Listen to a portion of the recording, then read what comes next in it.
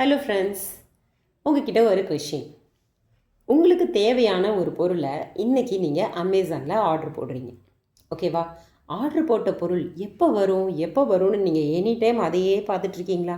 ஒவ்வொரு அரை மணி நேரத்துக்கும் இப்போ எங்கே வந்திருக்கோம், இன்னும் அரை மணி நேரம் கழிச்சு இப்போ எங்கே வந்திருக்கோம் அப்படின்னு பார்த்துக்கிட்டே இருக்கீங்களா? அதெல்லாம் செய்கிறதில்ல தானே. ஜஸ்ட் ஆர்டர் போடுறீங்க, ஆர்டர் போட்டாச்சு, இனி அது என் கைக்கு எப்போ வேணாலும் வரும் அப்படின்ற ஒரு நம்பிக்கை இருக்குல்ல. அந்த நம்பிக்கையை நம்மளோட லைஃப்பில் யூனிவர்ஸ் கிட்ட வைக்கிறது இல்லை.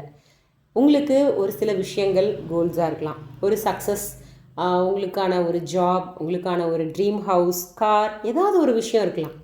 ஆனால் அது எப்போ என்கிட்ட வந்து சேரும், வருமா வராதா, இந்த மாதிரியான டவுட்டோடு இருந்தீங்க அப்படின்னா அது எப்படி உங்ககிட்ட வரும்? அமேசான் மேலே வச்ச அந்த நம்பிக்கையை கூட நீங்கள் யூனிவர்ஸ் மேலே வைக்கலை. ஸோ யூனிவர்ஸ் கிட்ட உங்களுடைய இமோஷன்ஸை சொல்லுங்கள். நீங்கள் வார்த்தைகளாக சொன்னீங்கன்னா யூனிவர்ஸ்க்கு புரியாது.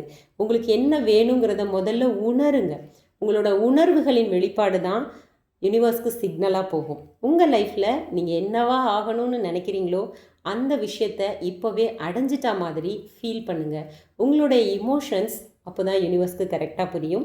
நீங்கள் நினைக்கிற மாதிரி நீங்கள் எப்படி ஒரு அமேசானில் ஆர்டர் போட்டுட்டு அப்பா என் கைக்கு அது வந்துடும் ஒரு தெம்பாக இருக்கீங்கள்ல, ஒரு கான்ஃபிடெண்ட்டாக இருக்கீங்கள்ல, அந்த கான்ஃபிடென்ஸை உங்களுக்குள்ளே உருவாக்கணும் அப்படின்னா யூனிவர்ஸ் கிட்ட ஒரு விஷயத்தை விடணும் அப்படின்னு நினச்சிங்கன்னா ஆல்ரெடி உங்ககிட்ட இருக்க மாதிரியான ஃபீலிங்ஸை கொண்டு வாங்க, இமோஷன்ஸை சேஞ்ச் பண்ணுங்கள். கண்டிப்பாக அது உங்ககிட்ட வந்து சேரும். தேங்க்யூ.